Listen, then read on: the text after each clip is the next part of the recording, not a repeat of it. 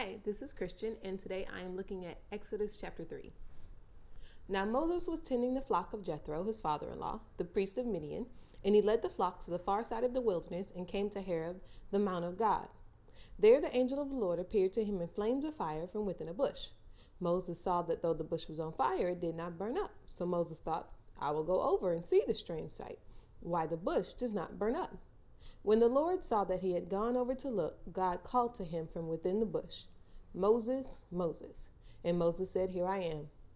Do not come any closer. God said, Take off your sandals, for the place where you are standing is holy ground. Then he said, I am the God of your father, the God of Abraham, the God of Isaac, and the God of Jacob. At this, Moses hid his face because he was afraid to look at God. The Lord said, I have indeed seen the misery of my people in Egypt. I have heard them crying out because of their slave drivers, and I am concerned about their suffering. So I have come down to rescue them from the hand of the Egyptians and to bring them up out of the land into a good and spacious land, a land flowing with milk and honey, the home of the Canaanites, Hittites, Amorites, Perizzites, Hivites, and Jebusites. And now the cry of the Israelites has reached me, and I have seen the way the Egyptians are oppressing them. So now go. I am sending you to Pharaoh to bring my people of the Israelites out of Egypt. But Moses said to God, Who am I that I should go to Pharaoh and bring the Israelites out of Egypt? And God said, I will be with you, and this will be the sign to you that it is I who have sent you. When you have brought the people out of Egypt, you will worship God on this mountain. Moses said to God, Suppose I go to the Israelites and say to them, The God of your fathers has sent me to you, and they ask, What is his name? Then what shall I tell them? God said to Moses, I am who I am. This is what you are to say to the Israelites. I am has sent me to you.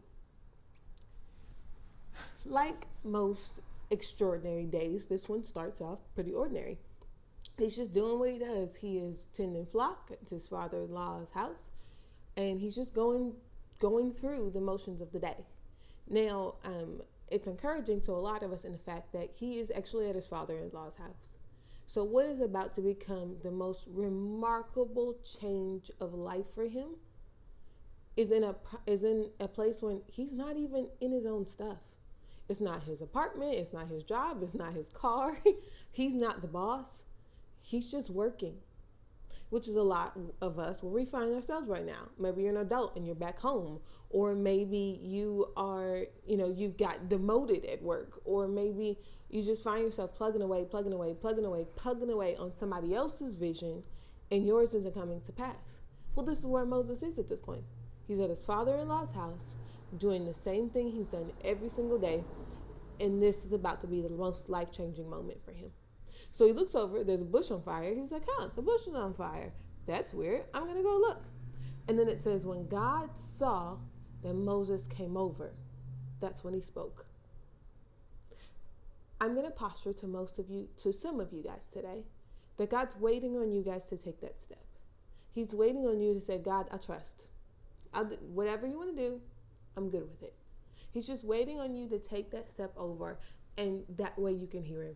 Because you're probably like the Israelites right now, where they're crying out and crying out and crying out and crying out, and have been for years. And you're in that position in your life where you're like, God, do you even hear me? Like, are you listening? Do you hear me? And I think one of the verses I wanted to kind of read for you guys today is actually Psalms 58, verse 6 in the Message. It says, You kept track of my every toss and turn through the sleepless nights. Each tear entered into your ledger, each ache written in your book. It's the same thing that God's saying to Moses in here that he's saying to you guys. He's going, I see it all. I see every tear. I see every stress. I see the moment you're fighting. I see the days that you want to quit. I see it all. And I'm coming for you. I have had a plan for you from the beginning, and that plan has never changed. We're not on plan B. We're still on plan A, and I'm still fighting for you. And so he tells Moses, I'm going to send you to him. And Moses starts off in a progression of where I think God takes us in our lives. Because God speaks the vision to him. He's taken a step over. So now God starts talking to him and says, this is what we're going to do. This is where I want you to go. Here's what my plan is. And then Moses starts where a lot of us start. And he goes, but who am I that I should do it? And that's a part of a process that God goes through and allows some circumstances in your life to kind of break you down a little bit, where he goes, you need to get to the point where you're going to walk into my vision And you're going to go, God's going to do this. Like, oh, no, I'm not, I can't. Yeah, I stutter. I don't have no money. I don't have a job. I came from a family of a single parent who raised kids by herself. I'm not doing it. This is all God. And so Moses starts off at this point and he goes, who am I that I should go? And God goes, no, I'm going with you. And then Moses takes that second step in the process where we also go and he goes, okay, so suppose I go to the Egyptians and they go, so who sent you? Then what am I supposed to say to him? And we find ourselves in that process of life going, okay, so I'm going to trust you, but suppose the bill collector should call, then, and they're looking for their money, what am I supposed to say at that point? And God says, I am. Tell him I am sent you. That statement is one of the most prolific statements I think of all time and the most comforting, because I am is with you. I am is for you. I am is fighting your battles. I am is the one who loves you more than anything else in this world. He was, he is to come. There's nothing that wasn't created that he didn't create. There's no place where he was created. He was from the beginning of time. He will be at the end of time. He created time. He even stepped into time to come for you. I am is for you.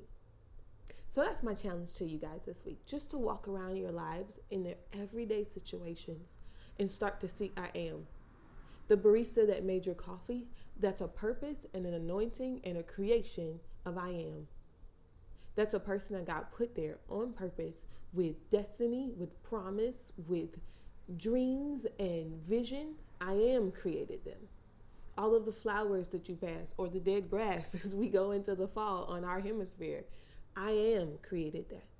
There's no car that doesn't run that didn't come as a vision from I am. He's the one who set up how it was going to get made and gave it the vision and the promise to the person who was going to let that technology come to pass. Every single thing we see, do, speak, think on a everyday basis, I am did that. And I am is still working. He's working in your life and he's working on this planet because he has a plan to have everybody come to know who he is. We will all bow our knees to I am one day, and he's going to welcome us home. Love you.